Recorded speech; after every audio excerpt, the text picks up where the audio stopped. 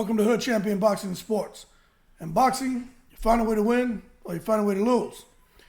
In Ryan Garcia's case, it seems in losing weight, right now he's reportedly at 139 pounds, just a few days out from the weigh-in, where he's expected to come in at 136. But in losing the weight, he's managed to win this newfound power. Now, according to his trainer, one of his trainers, the guys who holds the mitts, Ryan Garcia is damn near breaking their hands in there. His power has reached a point to where nobody can hold mitts for him. They're saying that's how hard Ryan Garcia is hitting. The speed and the power, they say, is something they've never seen ever.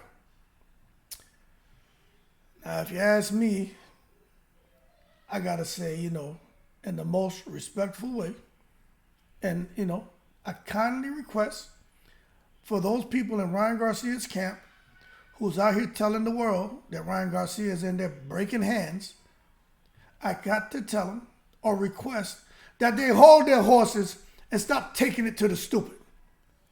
Ryan Garcia breaking hands on the mitts. Man, the hell out of here. If Deontay Wilder ain't breaking nobody damn hands, if Anthony Joshua not breaking nobody damn hands, Ryan Garcia is not breaking nobody damn hands. And if somebody's hands get broke, probably because they're holding the damn mitt wrong, or Ryan Garcia breaks his wrist because he's hitting it wrong. So get out of here. It ain't because of his damn power.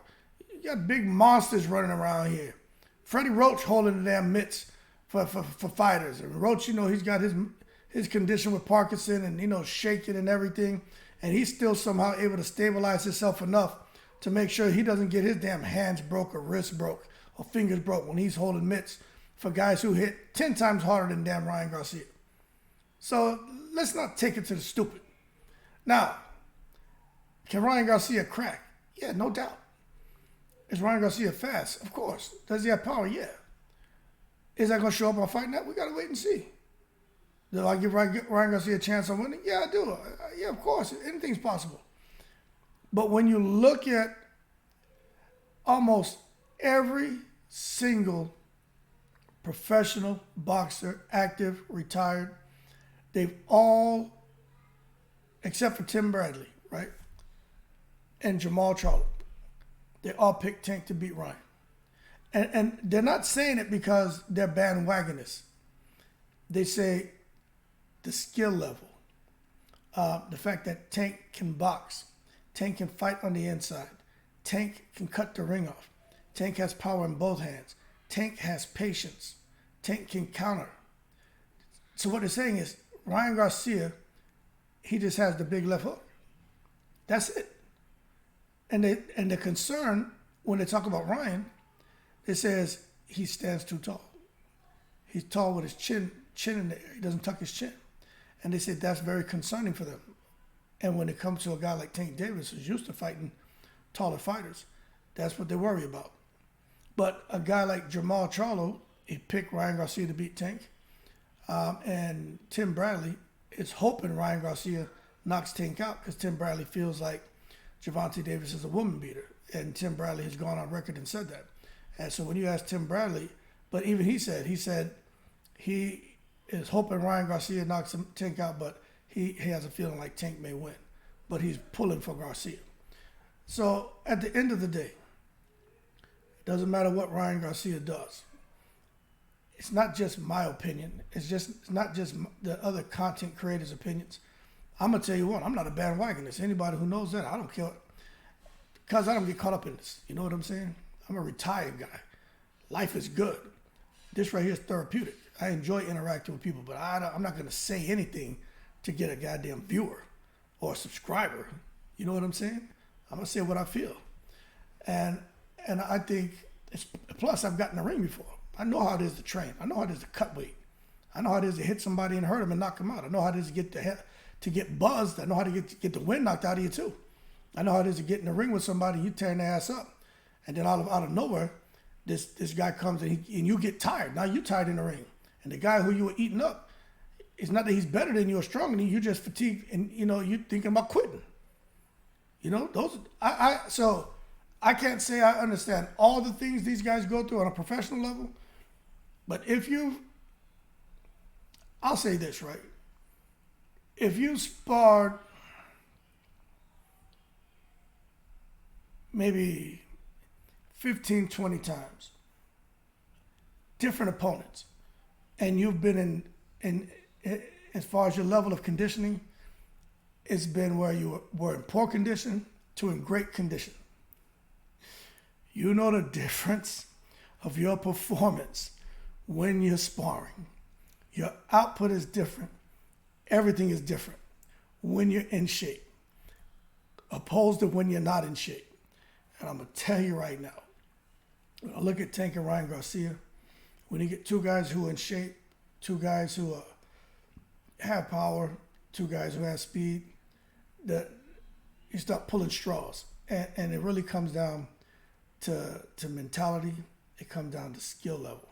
And Tank, to me, just overall, Tank's always talking about who is and isn't a complete fighter. He's a complete fighter, man. And I just think Ryan Garcia, I think Ryan Garcia is left-handed.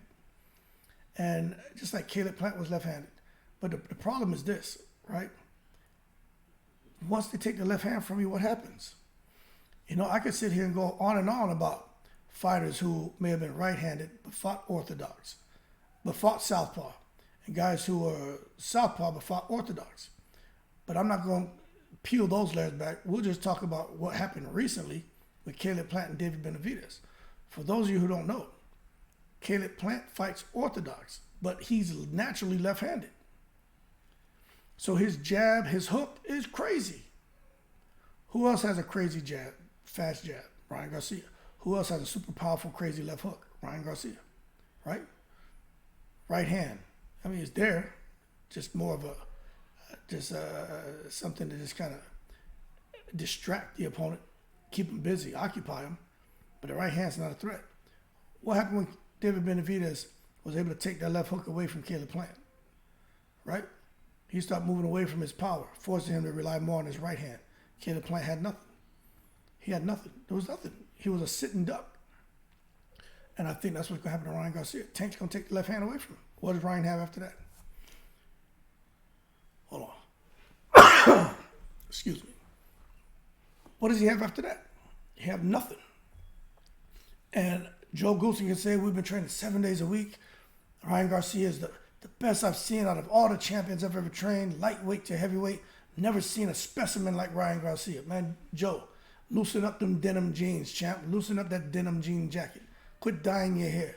Because obviously that stuff is starting to affect you from being honest and being realistic with what you're saying. We know for a fact Ryan Garcia is not the best of anything he's ever seen. Speed-wise, maybe. Other areas, hold your horses, right? Now, I'm rooting for Ryan Garcia. He's a young man, seems to be a good dude, wants to bring Jesus into the ring. Whatever.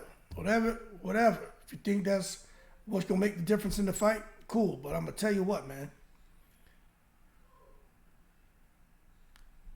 It's going to take a little bit more than that to beat a guy like Tank. You got to work.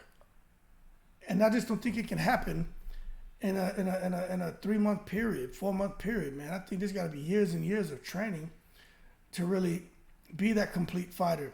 Use the right hand, use the left hand, have good defense, tuck your chin. All the things he's trying to work on, I just don't think there's enough time. He may come out the first couple of rounds because he's thinking about it and be doing some great things, but at a certain point in time, it's not going to be natural. It's not going to be things that are done instinctively because he hasn't developed that muscle memory. You understand? And by the third round, I think he's just going to fall apart. He can go back to doing what he knows. And I'm not wishing bad on him. I'm just telling you, man, from somebody, man, who's like a lot of you who've been out there in the ring. I'm not saying he can't. If he works on 10 things, there may be 1 or 2 that stick, right? But the other 8, it may show up early in the fight, but when shit get going, it's going to fall up to the side. He's going to go back to do how he's always trained and what he's always done. And if he hasn't started, it didn't start it years ago, it's not going to be part of his repertoire, man. It's not going to be part of the muscle memory and conditioning to his skill set is just not going to be there. I'm telling you that. I go out here now, man. I'm about to be 48. Oh, I got all kind of problems with my elbows and my shoulders, my knees. I go hit the heavy bag. Yeah, man, I ain't out here, man, throwing those 30-punch combinations and all that craziness like when I was younger. Watch me hit the heavy bag. Still certain things I do, I don't have to think about it. I just do it. You know what I'm saying? I just do it. I don't even think about it. Serious, man. For real, man. I'm not saying this in a bragging. What I'm telling you is the muscle memory is still there. I get up on a bag, man. If I hit that bag 1-2, and I let the bag swing back to me, and I hit it, bounce it with my shoulder, hit it with that shoulder. I'm coming back with that hook. Step aside, uppercut, hook, left hand hook. You see, those are things. I don't have to think about it. I just do it. But that's from years of doing it now, and I don't even do that crap anymore. But like Ryan Garcia, who's just now doing it, it can show up early when around because you have to think about it. But the thing is that to ingrain that into you to where you don't have to think about it. There's a lot of guys out here who used to do fight or whatever. Even forget fighting, playing basketball, playing golf. It don't matter how many years go by. If you're a shooter, you can shoot. If you're a ball handler, you can handle the ball. If you play golf, you can still golf. If you play baseball, it may take a little while to get that timing. I bet you put that ball over the fence. Muscle memory. But nonetheless, Ryan Garcia breaking hands. I guess we're gonna find out, right? I think it's a bit of hyperbole, but hey, at the end of the day, that's what they said. He's out here hitting so hard, guys feeling like their hands are being broken. But we'll see. That being said, y'all keep cool. I'm in the breeze.